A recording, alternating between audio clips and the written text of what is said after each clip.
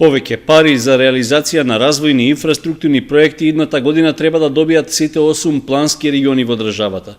Со тоа ќе запре негативниот тренд на намалување на сумата пари што се одвојуваше за регионален развој и неможноста општините да ги реализираат планираните проекти.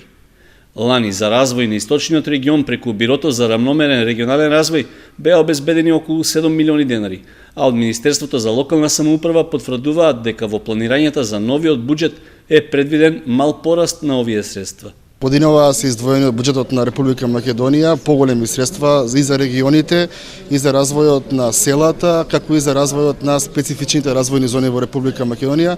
За разлика од ланскиот буџет имаме зголемена ставка следната 2015 година. Не можам да кажам моментално колку е процентуално, бидејќи не ја знам во моментот, ама процентот некаде околу 7-8% повеќе за разлика од претходните години. Освен парите од државниот буџет, од Министерството велат дека им даваат помош на локалните заедници да искористат средства и од европските фондови.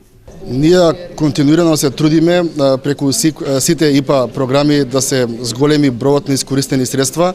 Тој од година во година е секогаш поголем и поголем. Сепак има уште простор за напредување, можеме да повлечеме уште повеќе финансии од страна на европските фондови. За таа цел даваме и консултатски услуги, ги советуваме и општините и предпријатијата. Законот за рамномерен регионален развој предвидува 1% од бруто домашниот производ на годишно ниво да биде потрошен за рамномерен развој на сите општини.